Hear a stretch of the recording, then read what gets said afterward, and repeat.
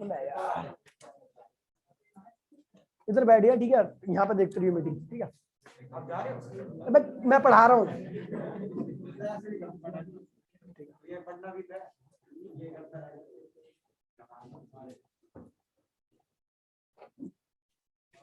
देखिए भैया last class में मैंने पढ़ाया था आपको भैया एब्सोल्यूट स्केल ऑफ टेम्परेचर, वो कराना था मुझे, ठीक है भैया।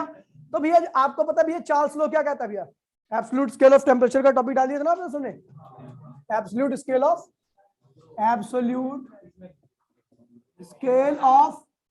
टेम्परेचर,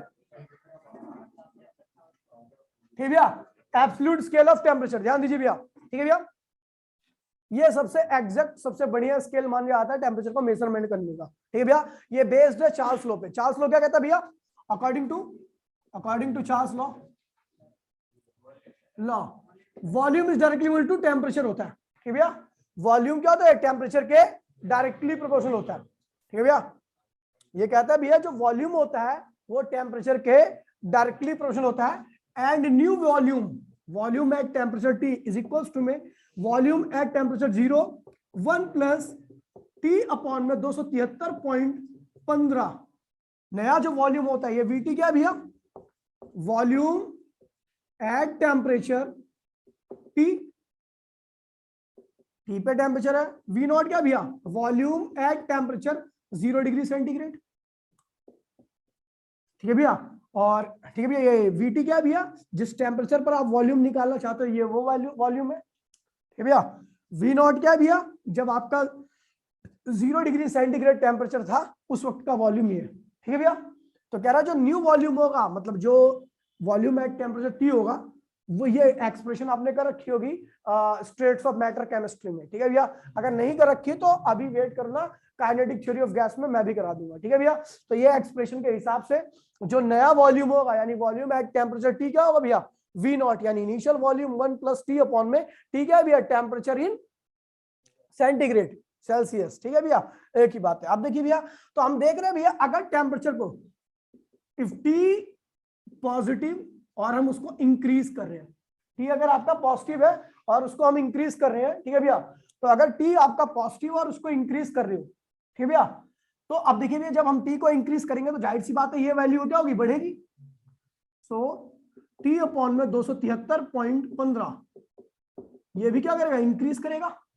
जब T को इंक्रीज करोगे, न्यूमरेटर को इंक्रीज करोगे तो ओवरऑल वैल्यू क्या होती है भैया? इंक्रीज करती है, आपको पता होना चाहिए, ठीक है भैया।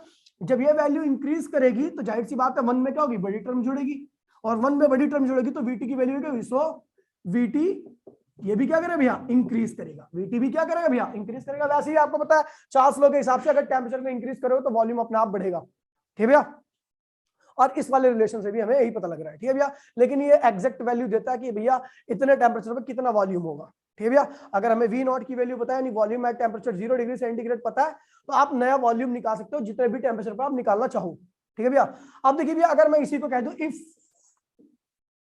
T क्या भी आपका नेगेटिव है और इसको और डिक्रीज कर रहे हैं तो T अपॉन में देखिए भैया ये क्या होगा? नेगेटिव होगा। इसकी वैल्यू क्या होगी? Large negative. T अपॉन में 273 क्या होगा भैया?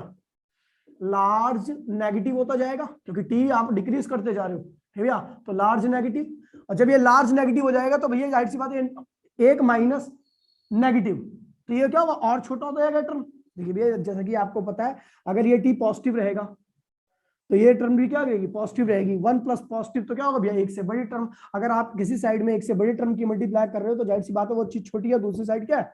बड़ी है। लेकिन अगर आप क्या करते हो इसको नेगेटिव कर देते हो तो ये क्या होता है? एक से छोटी टर्म बन जाती है, एक से स्मॉल बन जाएगी। जब आप किसी साइड में छोटी टर्म की मल्टीप्लाई करो तो इसका मतलब वो साइड क्या है? बड़ी है। और दूसरी साइड क्या है भैया? अगर किसी साइड में आप बड़े नंबर की मल्टीप्लाई कर रहे हो, एक से बड़े नंबर की मल्टीप्लाई कर रहे हो, तो इसका मतलब वो साइड क्या है? छोटी है, ठीक है। और अगर किसी साइड में आप एक से छोटे नंबर की मल्टीप्लाई करो तो इसका मतलब वो साइड क्या है? एक से बड़ी है। समझ गए भैया? परली वाली साइड से क्या है भैया? बड़ी है। तो भैया यहां पर हमने क्या किया भैया? आपका टेम्परेचर T ये था, पॉजिटिव था, तो ये वाली टर्म क्या होगी? चलो ऐसे नहीं करते, ये वाला देख लीजिए, ठीक है। अगर T आपका भैया पॉजिटिव और उसमें इंक्रीज कर रहे हो तो इसमें क्या होगा भैया? 1 प्लस T अपॉन में 273.15 इज ग्रेटर देन क्या होगा भैया? 1 होगा। ये पूरी वैल्यू क्या होगी? अगर आप पॉजिटिव रखो इसको तो ये क्या होगा, 1 से बड़ा हो जाएगा, तो 1 प्लस समथिंग तो क्या होगा, 1 से बड़ा हो गया। अगर ये 1 से बड़ा है ये टर्म, तो जाहिर सी बात है ये चीज क्या होगी, छोटी होगी, और ये क्या होगी भैया, so V T is greater than V naught. ठीक भैया, यहां पर ये हो गया। और अगर भैया देखिए, ध्यान दीजिए भैया, अगर आप टी को नेगेटिव ले रहे हो, क्या ले रहे हो भैया, नेगेटिव ले रहे हो, तो टी अगर आपका नेगेटिव है, मतलब नेगेटिव टेम्परेचर में जा रहे हो आप, ठीक है, यानी टेम्परेचर आप घटा रहे हो, तो क्या होगा भैया आपका 1 प्लस, देखिए 1 प्लस तो नहीं होगा, आप नेगेटिव टेम्परेचर रखो ना, तो क्या होगा 273.15, क्योंकि नेगेटिव टेम्परेचर रखा तो यहाँ पे नेगेटिव आ गया, पॉजिटिव रखो तो यहाँ पे क्या होगा पॉजिटिव। अब ये वाली चीज क्या होगी, 1 से छोटी होगी, ये वाली चीज क्या होगी, 1 से छोटी होगी। अगर ये चीज 1 से छोटी है, तो जाहिर सी बात है ये वाली चीज क्या होगी भैया, बड़ी होगी, और ये वाली चीज क्या होगी, सो V T V not is greater than we T. तो इसका मतलब, ये तो खैर इस एक्सप्रेशन से पता लग रहा है, खैर इसमें कोई मतलब नहीं है, ठीक है भैया। आप ध्यान दीजिए भैया, ये एक बार स्क्रीनशॉट ले लीजिए, फटाफट कॉपी कर लीजिए, चलो कॉपी करो भैया, क्लियर है भैया, ठीक है भैया। अगर हम टेम्परेचर को नेगेटिव कर दे तो वॉल्यूम क्या होगा भैया, आपका कम होने लगेगा, है ना। चलो एक काम करते हैं,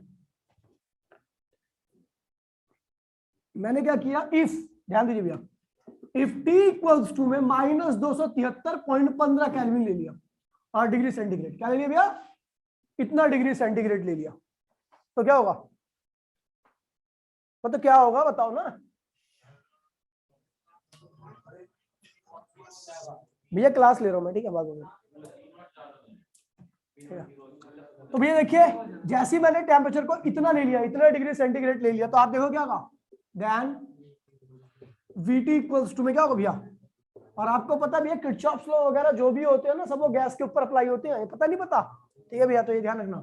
1 प्लस सॉरी माइनस लेना ना, नेगेटिव साइन लगेगा यहाँ पे, 273.15 अपॉन में क्या हो, 273.15, ऊपर नीचे कैंसिल हो गया, एक आ गया भैया, तो 1 ये क्या होगा भैया, वी टी इक्वल्स में क्या, वी नॉट 0, यानी क्या होगा भैया, आपको दिखेगा इस वॉल्यूम पर, इस टेम्परेचर पर आपका गैस का वॉल्यूम क्या हो गया भैया, 0 हो गया। चलो एक काम करते हैं, इससे और कम करते हैं टेम्परेचर, इससे और, तो भैया अगर और कम करेंगे तो गैस का वॉल्यूम क्या होगा, नेगेटिव आ जाएगा, और नेगेटिव वॉल्यूम का कोई मतलब ही नहीं है। नेगेटिव वॉल्यूम का क्या सेंस होता है कि मतलब कोई चीज गई, वॉल्यूम 0 हो रहा है, 0 हो रहा है, 0 हो गया, ऐसे जाए क्या, ऐसा हो नहीं सकता, ऐसे में तो फिर वॉल्यूम आ गया ना उसका, पॉजिटिव में वॉल्यूम हो गया उसके पास, अब वो स्पेस एक्वायर करेगी, यानी उसके पास कुछ वॉल्यूम है, तो 0 वॉल्यूम से नीचे कोई वॉल्यूम एग्जिस्ट नहीं करता, इसलिए इससे नीचे का टेम्परेचर एग्जिस्ट है भैया।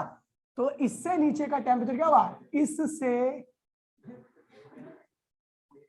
नीचे, नीचे कैसे, ऐसे नीचे का टेम्परेचर एग्जिस्ट नहीं करता, इससे नीचे का टेम्परेचर आपका एग्जिस्ट ही नहीं करता इस पूरे यूनिवर्स में। सबसे लोएस्ट टेम्परेचर क्या भैया, -273.15 डिग्री सेंटीग्रेड, -273.15 डिग्री सेंटीग्रेड सबसे लोवेस्ट टेम्परेचर है, इससे ज्यादा का टेम्परेचर एग्जिस्ट नहीं करता, इसको कहते हैं absolute zero. This temperature is known as, this temperature is known as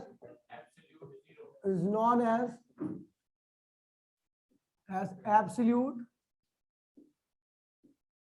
zero. इस टेम्परेचर को हम क्या कहते हैं भैया, एब्सोल्यूट जीरो कहते हैं। इससे लोएस्ट टेम्परेचर यूनिवर्स में कभी एग्जिस्ट नहीं करता, क्योंकि अगर इससे लोएस्ट टेम्परेचर एग्जिस्ट करेगा तो वॉल्यूम क्या होगा, नेगेटिव होगा, जिसका कोई मीनिंग, ठीक है, negative volume is meaningless, negative volume is meaningless, so less than -273.15 degree centigrade is not exist, इससे छोटा टेम्परेचर आपका एग्जिस्ट नहीं कर सकता पूरे स्पेस में, ठीक है भैया, नॉट एग्जिस्ट लिखा हुआ है यहाँ पे, ठीक है भैया, नॉट एग्जिस्ट, ठीक है, नॉट एग्जिस्ट, ठीक है भैया। Negative volume is meaningless, so the less than -273.15 degree centigrade क्या भैया, नॉट एग्जिस्ट। बेटा क्लियर है सबको, क्लियर है ऑनलाइन में सबको क्लियर है भैया, कि भैया लोएस्ट टेम्परेचर आपका -273.15 डिग्री सेंटीग्रेड होता है। देखिए भैया नीचे लिखिए, इसके नीचे लिखिए भैया, negative volume of gas, negative volume of gas is meaningless. Negative volume of gas is meaningless. Negative volume of gas is meaningless. So less than minus 273 minus 273.15 degree centigrade is not possible. Is not possible. Is not possible. ठीक है, ठीक है. तो एक graph बना रहे भैया प्यारा सा, मिटो दो इसको.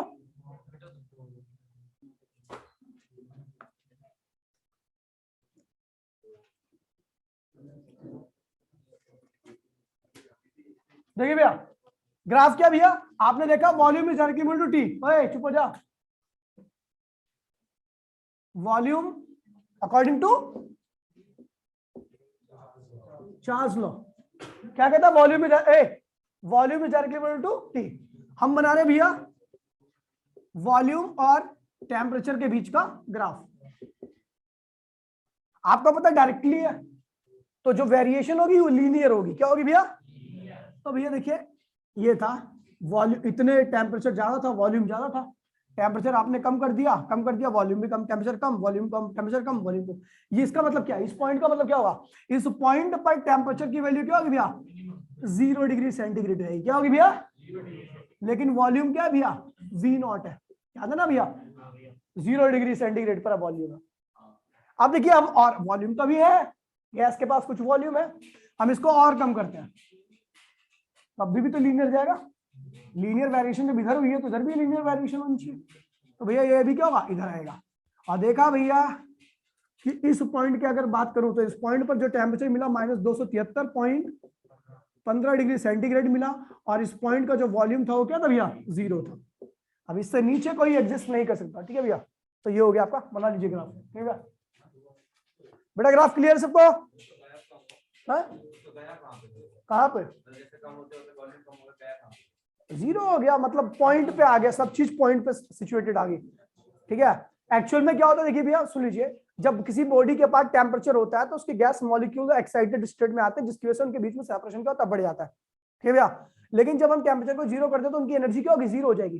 तो उनके ऊपर ना अब ग्रेविटी या फिर दूसरा मॉलिक्यूलर फोर्स इन्फ्लुएंस दिखाएगा और उनको एक ही पॉइंट पर लाके समेट देगा. ठीक है. और पूरी सारी चीज जो इतने बड़े वॉल्यूम में थी वो क्या होगी? एक छोटे से पॉइंट पर आ जाएगी, जिसका पॉइंट का वॉल्यूम क्या होता है? 0.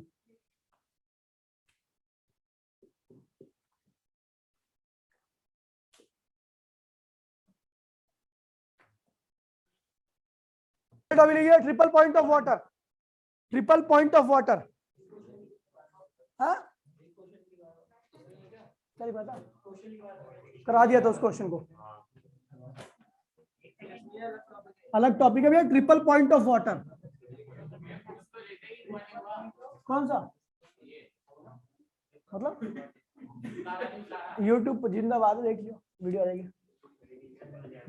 Triple point of water. भाई प्लीज बोलिए नहीं. ट्रिपल पॉइंट ऑफ वाटर क्या होता है भैया? भैया एक ऐसा टेम्परेचर होता है. ठीक है भैया, एक ऐसा पॉइंट होता है टेम्परेचर का जहां पर वाटर की तीनों स्टेट एक साथ एग्जिस्ट करती है. यानी आपका वेपराइजेशन भी हो रहा होता है, कंडेंसेशन भी हो रहा होता है, और आइस भी बन रही होती है. उस पॉइंट को जहां पर एक साथ तीनों स्टेट एग्जिस्ट करती हैं, ठीक है भैया, उस पॉइंट को, उस टेम्परेचर को हम ट्रिपल पॉइंट ऑफ वाटर कहते हैं. और वो पॉइंट होता है भैया 273 पॉइंट प्लस में, प्लस 273.15 जो होता है वो 0 डिग्री सेंटीग्रेड को रिप्रेजेंट करता है. लेकिन जैसे मैं 273.16 डिग्री या केल्विन पे आता हूं, 273.16 केल्विन पे आता हूं, वहां उसी पॉइंट पर आते के साथ ही तीनों स्टेट एक साथ क्या होती है भैया? एग्जिस्ट करने लगती है. वहां पे वेपराइजेशन भी होने लगता है. ठीक है भैया, वहां पे कंडेंसेशन भी होने लगता है, और वहां पर क्या होती है भैया? फ्रीजिंग भी होने लगती है. ठीक है भैया, तो लिखिए भैया ट्रिपल पॉइंट ऑफ वाटर, जल्दी से लिखिए भैया. और ये बड़ी यूनिक सिचुएशन है. देखिए वेपराइजेशन और कंडेंसेशन, ये दोनों ही प्रोसेस चेंज हो सकते हैं. कोई चीज बॉइलिंग पॉइंट भी चेंज हो सकता है. बॉइलिंग पॉइंट चेंज कैसे होता है पता भैया? अगर आप प्रेशर को कम कर दोगे, या जो हमारा एटमॉस्फेयर है, एटमॉस्फेरिक प्रेशर की वजह से जो वाटर का जो बॉइलिंग पॉइंट है वो 100 डिग्री सेंटीग्रेड है. इसलिए क्योंकि एयर जो लगती है वो प्रेशर लगाती है वाटर की सरफेस पे, सरफेस को दबा के रखती है। अगर उस पानी को बॉईल करना है तो आपको कम से कम उसको 100 डिग्री सेंटीग्रेड पे पहुंचाना पड़ेगा। लेकिन अगर उसी पानी को आप ऐसी जगह पे ले आओ जहां पर प्रेशर कम है, एटमॉस्फेरिक प्रेशर कम है, तो वो कम टेम्परेचर पे ही बॉईल करने लगेगा। ये भैया बड़ी जल्दी से बॉईल करने लगेगा। क्यों? क्योंकि वहां पे उसके ऊपर प्रेशर कम लग रहा है, मॉलिक्यूल फ्री है बॉईल होने के लिए। तो क्या होता है, थोड़ा भी टेम्परेचर बढ़ा तो मॉलिक्यूल क्या होंगे, एक्साइट हो जाएंगे और तुरंत क्या होगा, बॉईल करने लगेगा। यानी बॉइलिंग पॉइंट, फ्रीजिंग पॉइंट, ये सब क्या होता है भैया, वेरी करता है ऑन अप्लाइंग प्रेशर, प्रेशर के ऊपर डिपेंड करता है। लेकिन ये ट्रिपल पॉइंट ऑफ वाटर जो होता है ये एक यूनिक सिचुएशन है, ये यूनिक है। ठीक है भैया, ये एक ही पॉइंट पर रहेगा, एक ही प्रेशर पे आपको मिलेगा।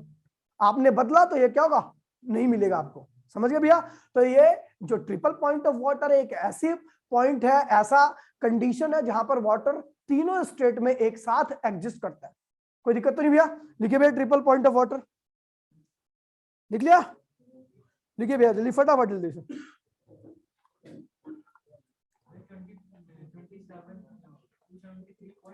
16 लिखवा रहा हूँ।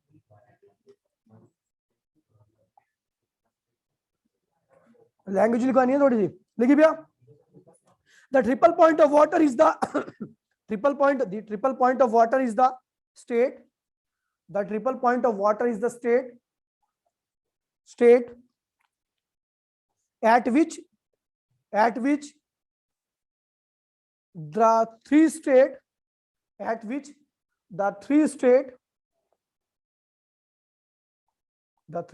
of water, at which the three state of water,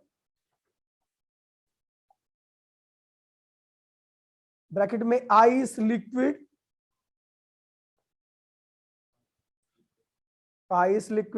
water and water vapor,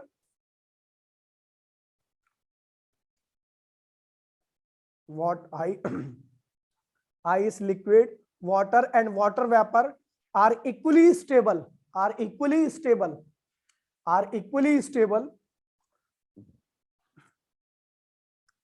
and coexist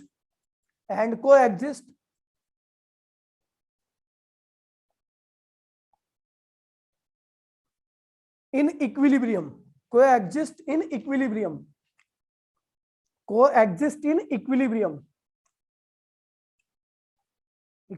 full stop. It is unique because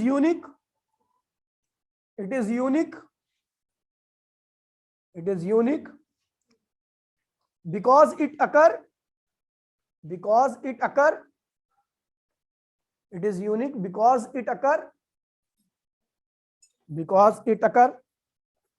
at a specific temperature and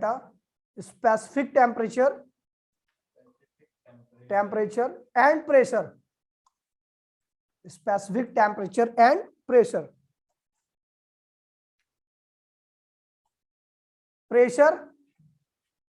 देखिए प्रेशर क्या होना चाहिए उस वक्त, प्रेशर ऑफ ट्रिपल पॉइंट क्या होना चाहिए भैया, 0.46 मिलीमीटर ऑफ मर्करी कॉलम, इतना होना चाहिए। ठीक है भैया, और टेम्परेचर ऑफ ट्रिपल पॉइंट जो होना चाहिए 273.16 केल्विन।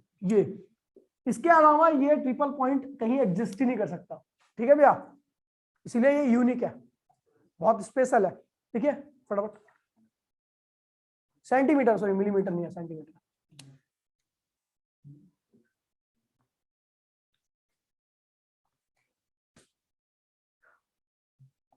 हो गया? अब इसका यूज कहां होता है, जल्दी करो। हो गया? आगे लिखिए भैया। देखिए, इन मॉडर्न थर्मामेट्री, हाँ इसी में लिखो, इन मॉडर्न, हाँ इसी के नीचे लिखो, in modern thermometry, comma, the triple point of water is a, in modern thermometry, comma, the triple point of water is chosen to be, water is chosen to be one of the fixed point one of the fixed point, one of the fixed points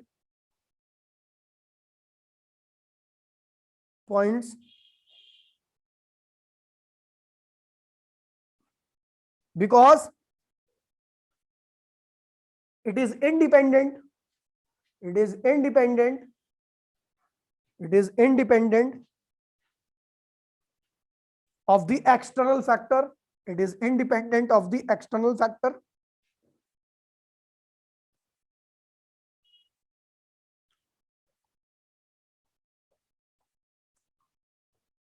It is independent of the external factor. ठीक है भैया, clear है भैया सबको? Online offline? ठीक है भैया, तो ये बड़ा ही आइडियल है, बहुत ही यूनिक। लिक्विड, हाँ लिखिए, liquid column of thermometer, liquid column of thermometer. देखिए भैया, इसके डायरेक्ट फॉर्मूले हैं, ठीक है भैया, इसका यूज करके न्यूमेरिकल करना है, ठीक है, इसीलिए लिखवा रहा हूं मैं आपको, ठीक है। लिक्विड कॉलम ऑफ थर्मामीटर, ठीक है, कॉलम ऑफ थर्मामीटर, ठीक है भैया। देखिए भैया, पहला जो है फॉर्मूला है ये टेम्परेचर आपको जो निकालना है, और वो है भैया length of column at temperature T minus length of column at temperature T not मतलब 0 पे, अपॉन में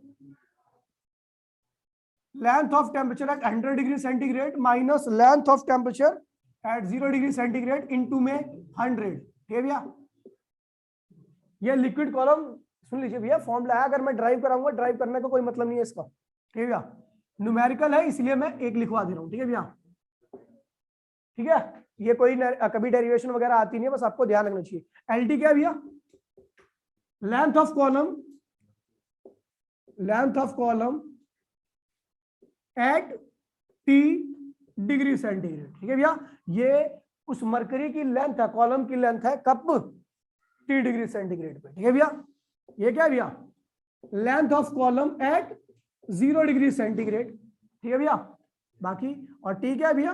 टेम्परेचर या टी डिग्री। ये एक काम करो, इसको कैपिटल टी ही लिख दो, जिस टेम्परेचर को आपको नापना है। ठीक है भैया, ठीक है। लिखिए भैया, रेजिस्टेंस थर्मामीटर, दूसरा लिखिए रेजिस्टेंस थर्मामीटर, जल्दी लिखो इसे भैया। ये फॉर्मूला पढ़ लेना भैया, ध्यान रखना ये फॉर्मूला। ठीक है भैया,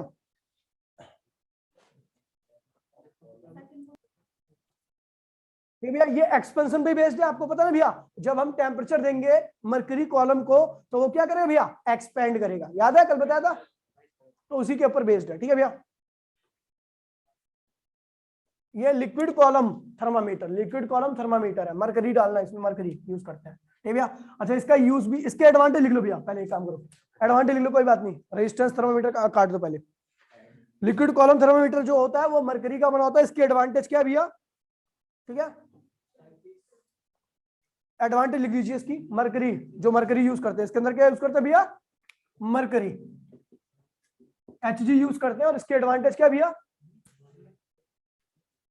ठीक है, mercury does not wet the wall so the reading is clear. Mercury does not wet the wall, याद है ना भैया, due to high cohesive nature, cohesive nature की वजह से ये जिस कॉलम के अंदर भरा होता है, जिस पाइप के अंदर भरा होता है, उसको वेट नहीं करता, और हमारी जो रीडिंग आती है वो क्या होती है भैया? क्लियर आती है। ठीक है, mercury does not wet the wall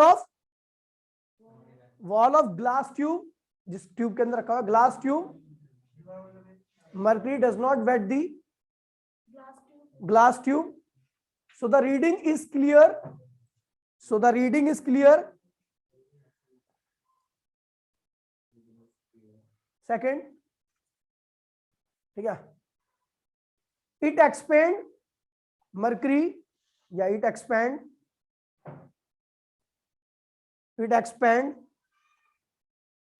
large, it expand large at a small temperature, at a small time। दूसरा, लिक्विड इतना एक्सपेंड नहीं करेगा, लेकिन ये क्या करता है भैया? ज्यादा एक्सपेंड कर जाता है। ठीक है भैया, ठीक है, और एक दो और बताता हूं क्या है। ध्यान लिखिए, ये बहुत ज्यादा इंपॉर्टेंट। देखिए भैया पहले बताता हूँ, मरकरी का यूज करने का एक और रीजन है। जैसे अगर मैं वाटर यूज कर लूं तो वाटर क्या करेगा, 0 पे बर्फ बन जाएगा, उसके बाद तो नीचे जाएगा ही नहीं, उसके अंदर वॉल्यूम में ज्यादा चेंज नहीं आने वाला। ठीक है भैया, या 100 पे पहुंच गया, उसके बाद वो बढ़ना बंद हो जाएगा, एक्सपेंड करना बंद हो जाएगा। ठीक है भैया, तो जो वाटर है उसकी रेंज बड़ी कम है, वो 0 से लेकर 100 तक की वेरिएशन करता है, उसके बाद वेरी करना बंद कर देता है। लेकिन जो मरकरी है वो नेगेटिव में भी जा सकता है, बहुत कम टेम्परेचर तक, क्योंकि वो जल्दी से सॉलिडिफिकेशन नहीं होता उसका, और बहुत ज्यादा ऊपर की भी रेंज होती है। तो लिखिए भैया, the range of mercury thermometer, the range of mercury thermometer, the range of mercury thermometer is quite large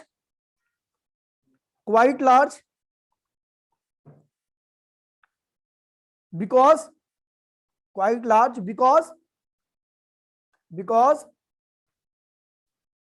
its low freezing point,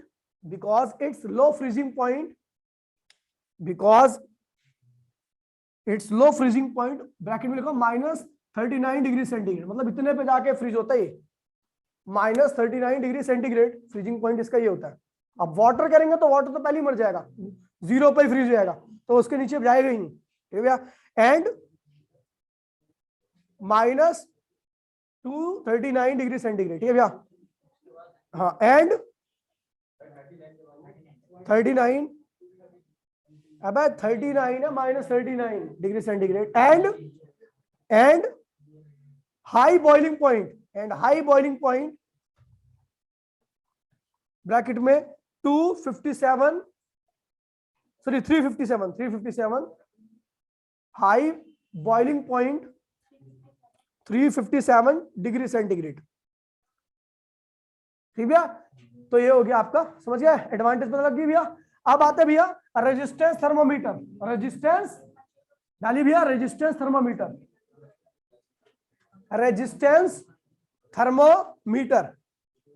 हो गया। देखिए भैया, आर चुप हो जा, आर, ये क्या भैया, resistance at T degree centigrade और रेजिस्टेंस एट 0 डिग्री सेंटीग्रेड। ठीक है भैया, ये तो रखा है, आप इस तरीके से निकालो। ठीक है भैया, फटाफट लीजिए।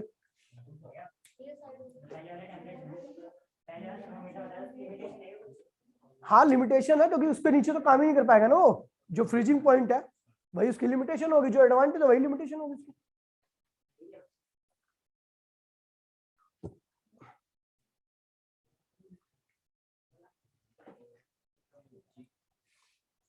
हो गया,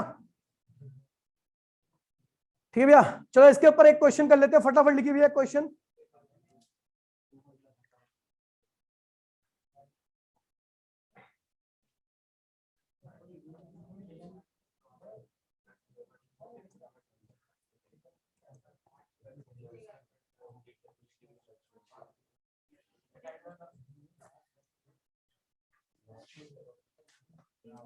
ठीक है भैया, देखिए कह रहा भैया एक टेम्परेचर था T, जिसपे इसका जो रेजिस्टेंस था, कोई वायर है, ठीक है भैया, उसका रेजिस्टेंस 273, सॉरी 200 नहीं यार 27 था, हाँ 27 ओम। ठीक है भैया, और 0 पे इसी बॉडी का जो टेम्परेचर था वो था भैया आपका 26.5 ओम। ठीक है भैया, 0 डिग्री पर इसका टेम्परेचर क्या था, रेजिस्टेंस क्या था भैया इतना, और टी पे कितना रेजिस्टेंस था 27। तो बताइए भैया कितना टेम्परेचर राइज किया, या कितना टेम्परेचर कितना है, कैलकुलेट टी कैलकुलेट करना भैया। क्वेश्चन समझ में आ गया भैया। मैं कह रहा हूं टी पे एक टेम्परेचर टी है जो आपको निकालना, लेकिन आपको उस पर रेजिस्टेंस पता है 27 है, आर नॉट पता है भैया, 0 पे इतना रेजिस्टेंस था इसका। अब बताइए कि जो टेम्परेचर है किस टेम्परेचर। ठीक है भैया, तो ये क्वेश्चन था, जो क्वेश्चन अभी दिया था ये नॉर्मल रेजिस्टेंस के ऊपर बेस्ड है। ठीक है भैया, आप डायरेक्ट यहाँ पे एक गिवन है, आपको कैलकुलेट करना है टेम्परेचर जिस पर इसके रेजिस्टेंस की वैल्यू क्या होगी भैया 27 होगी, तो आप सीधा सीधा वैल्यू डालिए, आपका आंसर सीधा सीधा निकल आएगा। ठीक है भैया, अब प्लीज इसके हाँ सेंटीग्रेड में आएगा। देखिए भैया, अब मैं बात करने आ रहा हूँ भैया अगले टॉपिक की काफी इंपोर्टेंट टॉपिक है, इसका क्वेश्चंस मैं भेज दूंगा, आप लोग ट्राई कर लेना 1-2 क्वेश्चन, ठीक है भैया, आसान क्वेश्चन है, ठीक है भैया। अब बात करते हैं भैया, लिखिए thermal expansion, thermal expansion, thermal expansion, ठीक है भैया, थर्मल एक्सपेंशन, ठीक है भैया। अब थर्मल एक्सपेंशन क्या होता है भैया, तो देखिए भैया, थर्मल मतलब हीट, एक्सपेंशन मतलब फैलाव। अगर आप किसी भी बॉडी को हीट देते हो, हीट देते हो, तो भैया उस हीट की वजह से वो बॉडी क्या होती है भैया, अपने साइज से, अपने एरिया से, अपने वॉल्यूम से, जो उसका स्टार्टिंग में था उससे क्या होता है भैया, थोड़ा बढ़ जाता है, ठीक है भैया। अगर उसकी लेंथ है तो उसकी लेंथ बढ़ जाएगी, अगर उसके पास कुछ एरिया 2 डायमेंशन बॉडी है तो ये क्या होगा, उसका एरिया बढ़ जाएगा, और अगर वो 3 डायमेंशन बॉडी है यानी उसके पास वॉल्यूम है तो उसका वॉल्यूम भी क्या हो भैया, इंक्रीज कर जाएगा, ठीक है भैया। इसको हम कहते हैं भैया थर्मल एक्सपेंशन। आपको पता है भैया, कोई भी मॉलिक्यूल जो होता है वो अपने मीन पोजीशन पे क्या करता है भैया, वाइब्रेट करता है। ये मीन पोजीशन है, क्या है भैया, मीन पोजीशन है। इस पोजीशन पे लगातार ये मॉलिक्यूल क्या करेगा भैया, वाइब्रेट करता रहेगा, ठीक है भैया, आगे पीछे आता रहेगा। तो अभी मैं बोल रहा हूं भैया एक्सपेंशन होगा, मैं कह रहा हूं भैया इसकी अपनी मीन पोजीशन पे रहकर वाइब्रेट करता है, तो भैया टेम्परेचर देने पर क्या हुआ, वो फिर भी तो वही है, नहीं समझे, मीन पोजीशन तो वही रहेगी ना उसकी, वही रहेगी, चेंज होगी, कैसे चेंज होगी, अब जितना आगे जाएगा उतना पीछे आएगा, तो मीन क्या चेंज होगी, तो फिर तो साइज बढ़ना ही चाहिए, इसका बढ़ क्यों जाता है फिर, है ना। जब कोई मॉलिक्यूल्स को मैं हीट देता हूं तो वाइब्रेट ज्यादा तेजी से वाइब्रेट करने लगता है, ज्यादा तेजी से वाइब्रेट करने लगता है, और जब वो ज्यादा तेजी से वाइब्रेट करेगा तो क्या होगा भैया, फर्क क्या पड़ रहा है भैया, वापस वहीं पे आ जाना चाहिए ना उसको, मीन पर, हाँ कौन सी लिमिट होती है, तो मीन थोड़ी ना चेंज होगी, लिमिट से बाहर तो पीछे तो जाएगा तो नहीं, हाँ तो उससे क्या हुआ, फिर तो एक्सपेंशन होनी चाहिए ना। अब तो रास्ता बढ़ गया तो रास्ता कम भी तो जाएगा, चलिए ये बढ़ गया, इधर बढ़ गया, उधर फिर कम हो गया, मीन तो ही आ रहा है। अब तुमसे पूछ रहा हूं मैं, बात में तो बताऊंगा,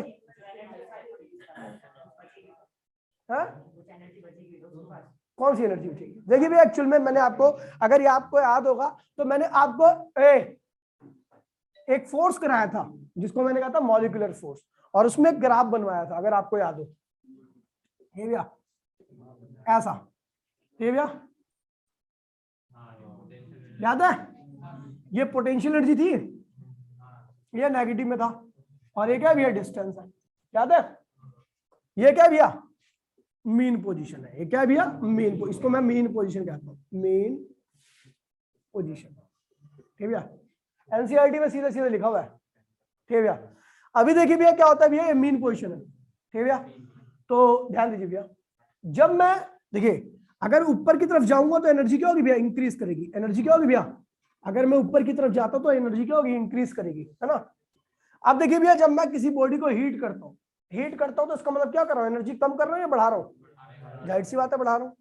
तो भैया देखिए, जब यहां पर था, ठीक है, यहां की बात छोड़ो, जब यहां पर पहुंचा, ध्यान दीजिए, जब यहां पर पहुंचा तो इस मॉलिक्यूल, देखिए एनर्जी मैंने बढ़ाई है ना, ऊपर जा रहा हूं मैं, क्योंकि टेम्परेचर दे रहा हूं तो एनर्जी बढ़ रही है, एनर्जी बढ़ेगी तो इस मॉलिक्यूल के पास ये एनर्जी, मान लीजिए ये एनर्जी आ गई, इस वाली एनर्जी पे ये एनर्जी क्या होगी भैया, U1 आ गई, क्या होगी भैया U, ये क्या होगी भैया U पॉजिटिव है, ये माइन नेगेटिव U1 कर दो इसको, ठीक है भैया U1 कर दो, नेगेटिव ही होगी ना क्योंकि नीचे है, ठीक है भैया।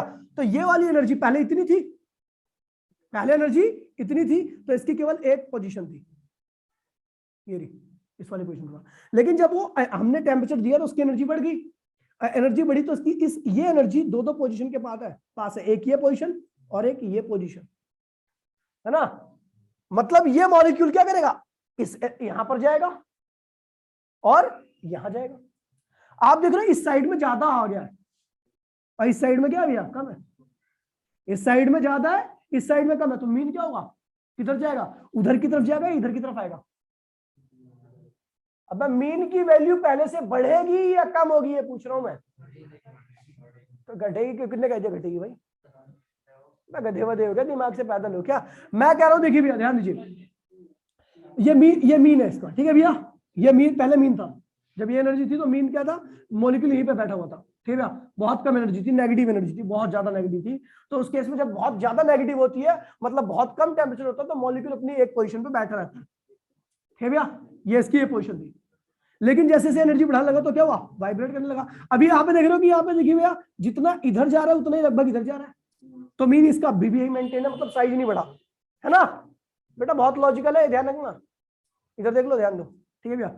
लेकिन जब मैंने टेम्परेचर देकर और एनर्जी बढ़ा दी इसकी, तो अब ये वाली एनर्जी दो दो पोजीशन के पास है, मतलब मॉलिक्यूल क्या करेगा, इधर भी आएगा और इधर भी जाएगा। आप देख रहे हो इधर ज्यादा जा रहा है, उधर कम जा रहा है,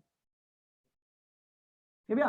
पहले था ये मीन, पहले ये मान लीजिए इधर 2 आ रहा था, इधर 2 आ रहा था, नीचे लेवल पे इधर 2 आ रहा था, इधर 2 आ रहा था, मीन कितना था, 2, मीन कितना था भैया, 2 आता ना, ये था। लेकिन अब इधर कहां जा रहा है भैया, 6, और इधर क्या आ रहा है भैया, 3, तो मीन कहां जा रहा है, मीन निकालो 6 और 3 का।